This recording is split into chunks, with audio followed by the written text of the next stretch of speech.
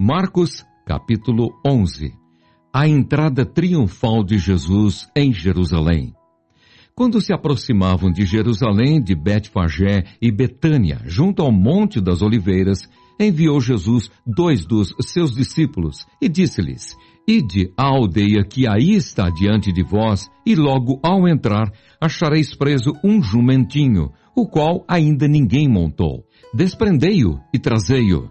Se alguém vos perguntar: por que fazeis isso? Respondei: o Senhor precisa dele e logo o mandará de volta para aqui.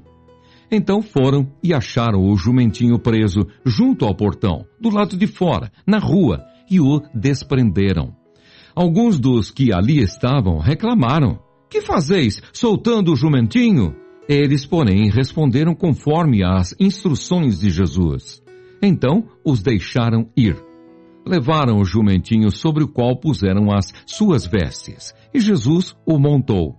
E muitos estendiam as suas vestes no caminho, e outros ramos que haviam cortado dos campos.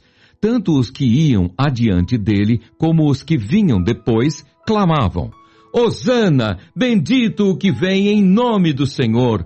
Bendito o reino que vem, o reino de Davi, nosso pai! Hosana nas maiores alturas! E quando entrou em Jerusalém no templo, tendo observado tudo, como fosse já tarde, saiu para Betânia com os 12. A figueira sem fruto. No dia seguinte, quando saíram de Betânia, teve fome. E vendo de longe uma figueira com folhas, foi ver se nela, porventura, acharia alguma coisa. Aproximando-se dela, nada achou, senão folhas, porque não era tempo de figos.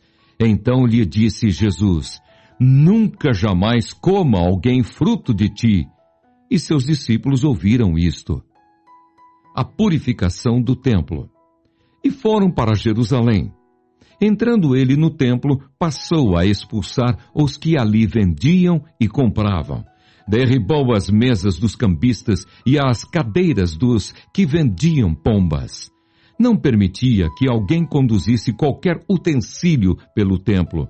Também os ensinava e dizia: não está escrito: a minha casa será chamada casa de oração para todas as nações?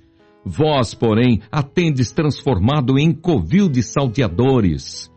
E os principais sacerdotes e escribas ouviam estas coisas e procuravam um modo de lhe tirar a vida, pois o temiam, porque toda a multidão se maravilhava de sua doutrina.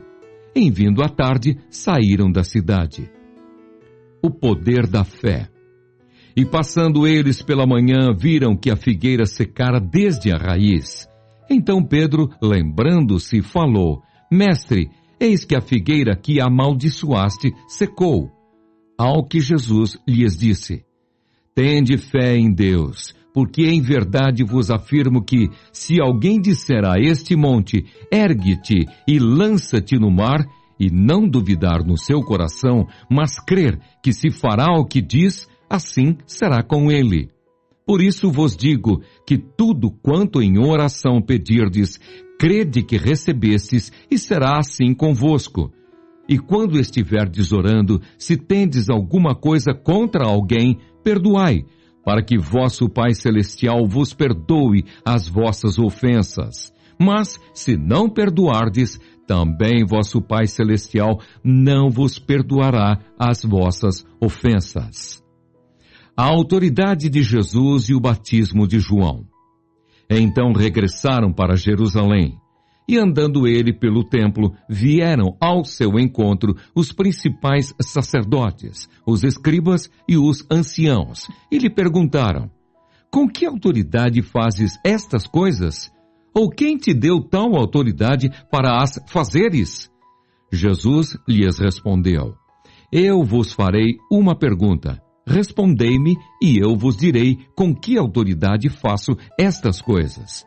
O batismo de João era do céu ou dos homens? Respondei. E eles discorriam entre si.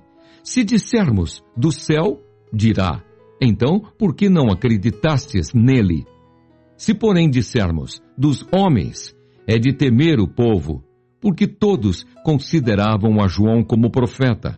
Então responderam a Jesus: não sabemos. E Jesus, por sua vez, lhes disse: nem eu tampouco vos digo com que autoridade faço estas coisas.